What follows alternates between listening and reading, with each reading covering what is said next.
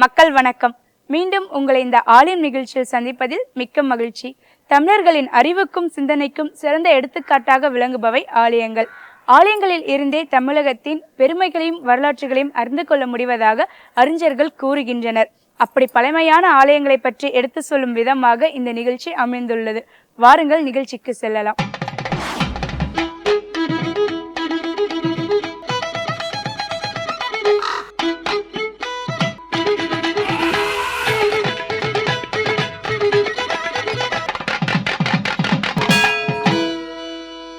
புகழ்பெற்ற சைவ திருத்தலங்களில் தேவார பாடல்கள் கிடைக்கப்பெற்ற திருத்தலங்களின் எண்ணிக்கை 274. இதில் தொண்டை நாட்டில் கிடைக்கப்பெற்ற திருத்தலங்களின் எண்ணிக்கை 32. காஞ்சிபுரம் மாவட்டத்தை தலைநகரமாக கொண்ட தொண்டை நாட்டில் இறைவன் நேரில் எழுந்து அருள் புரிந்துள்ள ஆலயங்களில் ஒன்று திருவன் பார்த்தான் பனங்காட்டூர் ஆலயமாகும்.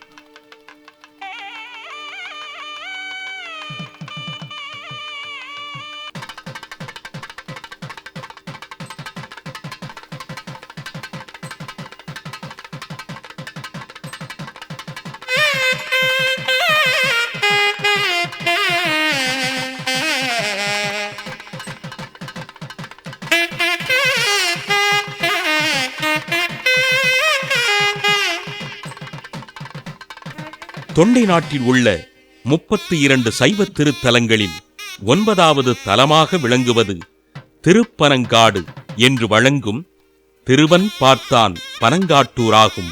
இந்த திருத்தலம் திருவண்ணாமலை மாவட்டம் செய்யாறு வட்டத்தில் காஞ்சிபுரத்திற்கு தென்மேற்கில் 9 மைல் தொலைவில் உள்ளது. காஞ்சியிலிருந்து வெம்பாக்கம் கலவி செல்லும் சாலையில் திருப்பனங்காடு என்னும் பேருந்து நிற்குமிடத்தில் இருந்து வடக்கே 1.5 கிலோமீட்டர் சென்றால் திருக்கோயிலை அடையலாம்.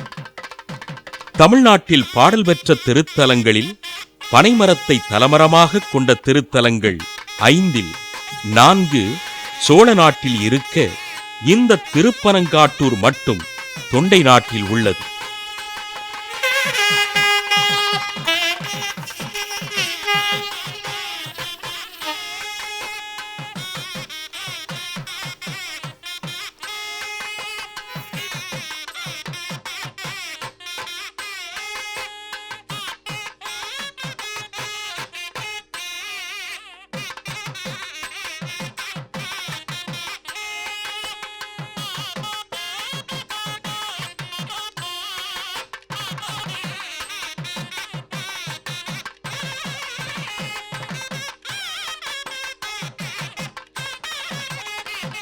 பனைமரங்கள் பெருகி பெருங்காடாக இருந்தமையால் இந்த இடம் பனங்காடு என பெயர் பெற்றது.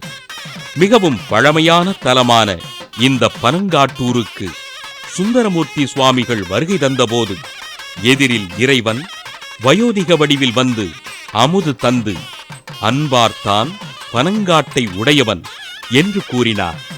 தன்னை திருமணத்தில் வம்பு செய்து ஆட்கொண்டவன் என உணர்ந்து சுந்தரர் அன்பார்த்தான் பனங்காட்டூர் சடையிற் கங்கை தரித்தானை சாராதார் சார்வெண்ணே என்று பதிகமருளியிருக்கிறார்.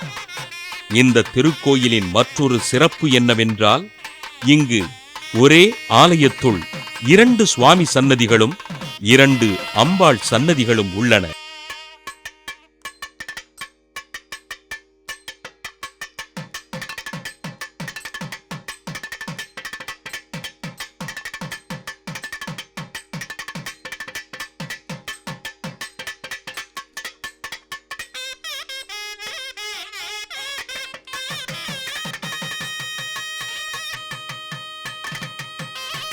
அகத்திய மாமுனிவர் தென்னாடு வந்தபோது பனங்காட்டில் உலகோர் வழிபடும் பொருட்டு மறைந்து கிடந்த மிக பெரிதான பர்வதலிங்கத்தை புலப்படுத்தி இங்கே பிரதிஷ்டை செய்து வழிவந்ததாக தலவரலாறு கூறுகிறது. பிற்காலத்தில் இமயத்தில் இருந்து கையோடு எடுத்து வந்த சிவலிங்கத்தை இதே இடத்தில் பிரதிஷ்டை செய்து புலத்தியர் வழிபட்டதாக தலவரலாறு கூறுகிறது.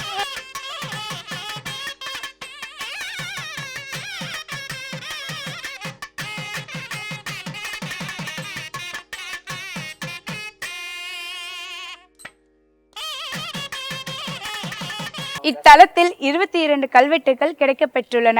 அதன்படி சோழர்களும் விஜயநகர பேரரசர்களும் இத்திருத்தலத்திற்கு ஏராளமான திருப்பணிகள் செய்துள்ளனர். காஞ்சிபுரத்தில் இடக்கண்ணும், திருவாரூரில் வடக்கண்ணும் சுந்தரர் இறைவன் அருளால் கிடைக்கப்பெற்றதைப் போல இத்திருத்தலத்தில் வரும் பக்தர்கள் அனைவரும் கண் பார்வை கிடைக்கப் பெறுவார்கள் என்று இத்தல வரலாறு கூறுகிறது.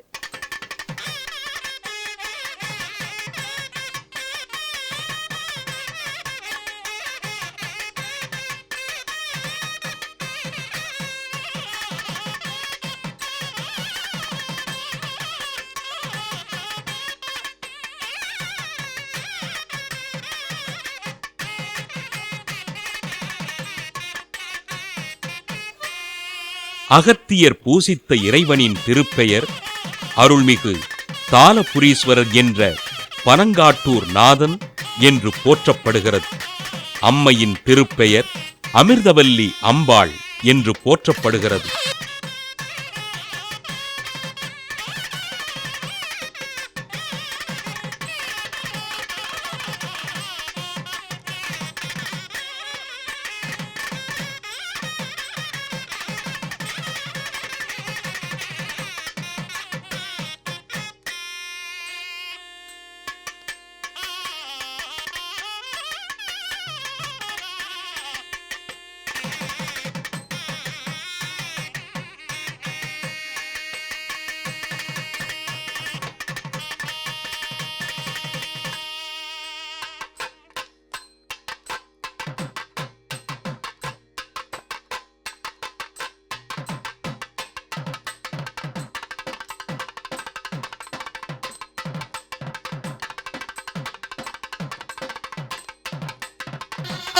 புலத்தியர் பூசித்த இறைவனின் திருப்பெயர் அருள்மிகு கிருபாதேஸ்வரர் என்றும் இறைவியின் திருப்பெயர் கிருபாநாயகி அம்பாள் என்றும் போற்றப்படுகிறது. அகத்தியர் வழிபட்ட காலத்தில் தலத்தின் எதிரே இருந்த வேப்ப மரத்தை இருப்பிடமாக கொண்ட கோட்டை முனீஸ்வரர் தலமரத்தில் உள்ள பனைக்கனிகளை உதிரச் செய்யவும், அகத்தியர் ஏனைய கனிகளோடு பனைக்கனியையும் சுவாமிக்கு நிவேதனம் செய்து வழிபட்டதன் வழியாக இன்று சுவாமிக்கு பனைக்கனி நிவேதனம் செய்யப்படுகிறது. இன்றும் இப்படி பனைக்கனியை நிவேதனம் செய்து புசித்தால் குழந்தை பேறு தடை நீங்கும் என்கிறார்கள்.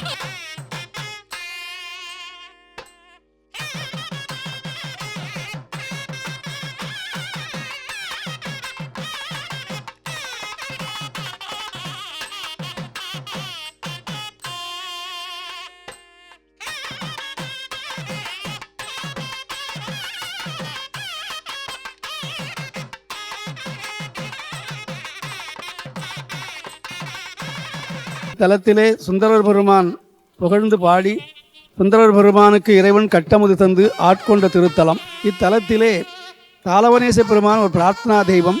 பிற்காலத்திலே இந்த ஆலயம் ஜீர்ணமடைந்திருந்த போது தேவகோட்டை ஏகப்ப செட்டியார் அவர்களுக்கு ஒரு வழக்கு இருந்து அந்த வழக்கினை தீர்ப்பதற்கு இறைவன் திருவிளையாடல் செய்ய அதற்காக வேண்டிய அவர் தேவாரத்தை நூல் சாத்தி பார்த்து திருப்பனங்காட்டு தேவாரத்தை கண்டெடுத்து அதை பாராயணம் செய்து கோர்ட்டுக்கு சென்றிருக்கிறார், வழக்கு மன்றத்துக்கு. அன்றைய தினம் அவருக்கு சாதகமாகவே வழக்கு முடிந்து அவருக்கு வரவேண்டிய செல்வமும் வந்திருக்கிறார். பின்னாலே 18 பாலஸ்தாபனம் செய்து 10 ஆண்டுகள் இத்திருக்கோயிலை கடகால் முதலாக ஆரம்பித்து புதிய திருக்கோயிலாக அமைத்து 1928 மகா கும்பாபிஷேகம் செய்திருக்கிறார்கள். இக்கோயில் கஜப்பிரஷ்ட விமானத்தோடு சோழர் காலத்திலே கட்டப்பட்டதாக தெரிகிறது. குலோத்துங்க சோழன் காலத்திலும் அவருடைய பாரம்பரியங்களும் நிர்வகித்திருக்கிறார்கள். அதாவது 920 நிர்மாணம் செய்யப்பட்டிருந்து ஒரு கல்வெட்டு கூறுவதாக தெரிகிறது. எங்கும் காணாத அற்புதமாக 2 மூர்த்திகளும் 2 அம்பாள் சன்னிதானங்களும் இருப்பிடமாக கொண்ட ஒரு சிறந்த ஆலயமாக விளங்குகிறது. ஆக ஆலயத்திலே தரிசித்து பலரும் பல பேறு பெற்றிருக்கிறார்கள், அடியார்களும் வந்த வண்ணம் இருக்கிறார்கள் என்பதை நினைத்து நாங்களெல்லாம் பூரித்திருக்கின்றோம்.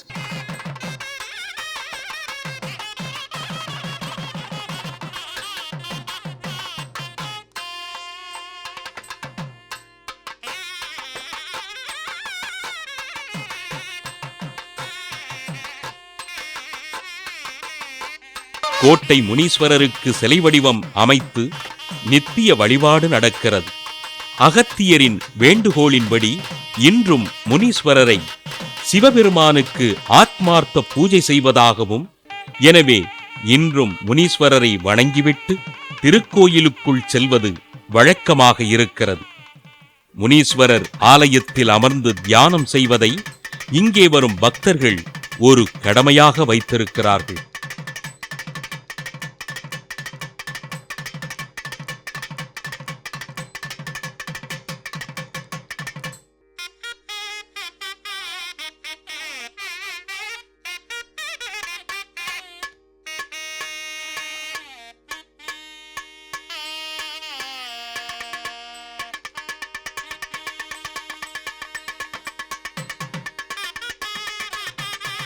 நிகழ்ச்சியின் அடுத்த பகுதியாக வருவது திருப்புகழ்.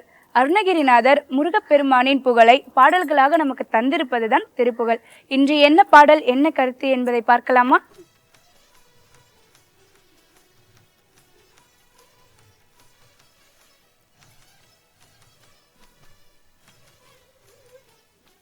எல்லோரும் இன்புற்றிருக்க நினைப்பதுவே அல்லாமல் வேறொன்று அறியேன் பராபரமே. திருச்செந்தூரில் எழுந்தருளியிருக்கும் திருமுருகப் பெருமானை துதித்து முப்புற்று செவி கேட்பற்று என்று அருணகிரிநாதர் எழுதிய பாடல் இன்று நாம் பார்க்கக்கூடிய பாடல். இப்பாடலில் வேறு எந்த ஒரு மொழிக்கும் இல்லாத ஒரு அற்புதத்தை அருணகிரிநாதர் சொல்லியிருக்கிறார். வள்ளிப்பெருமானிடம் சென்று அங்கே முருகப்பெருமான் என்னவோ பேசினாராம். அற்புதமான தகவல், அதையும் சொல்கின்றார். பாடலை பார்த்துவிட்டு விளக்கத்தை பார்ப்போம்.